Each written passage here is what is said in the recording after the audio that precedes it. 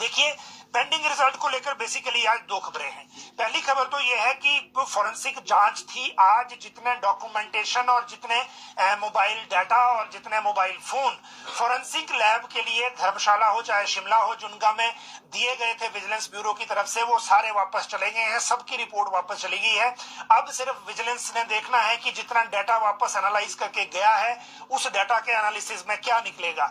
जैसे पहले जो ड्राइंग मास्टर का डाटा गया था, वो डाटा इतना एग्जॉस्टिव था कि उसको विजिलेंस को ही स्टडी करने में 1 महीना लगेगा, कंप्लीट जो उसकी क्रॉस मैचिंग करने में। अब जो सारी रिपोर्ट चली गई है, एक तो विजिलेंस ब्यूरो में विजिलेंस ने जितने भी फॉरेंसिक में भेजे थे आज वो कंप्लीट हो गए।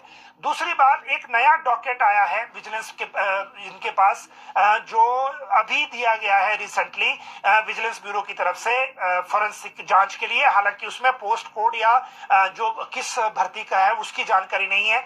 वैसे भी फॉरेंसिक में जो एविडेंस आता है उसमें पोस्ट कोड या बाकी चीजों की जानकारी नहीं होती, वो सिर्फ डॉकेट होता है, उसी उपकरण का एनालिसिस होता है और उसकी रिपोर्ट वापस चली जाती है। वो सिर्फ आईओ को पता होता है फिर कि ये वाली रिपोर्ट किस पोस्ट कोड में लगनी है।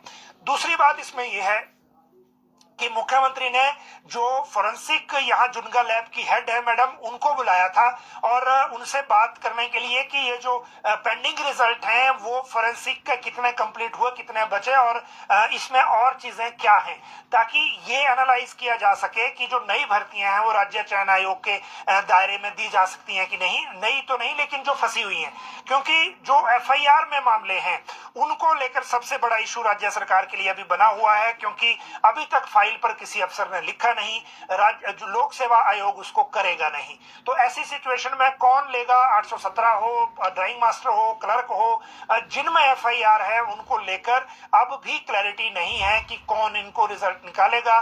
जिनमें एफआईआर नहीं है उनको लेकर राज्य चयन आयोग ने जानकारी मांगी है विजिलेंस से, अभी तक उनके पास वो जानकारी वापस नहीं आई है।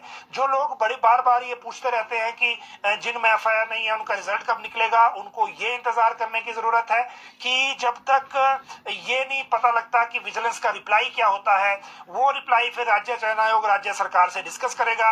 और अभी तक यही लग रहा है कि राज्य चयन आयोग को ही इस बारे में जो वो काम है वो दिया जाएगा। कैबिनेट की आज बैठक थी। कैबिनेट की बैठक ने 3-4 फैसले लिए हैं।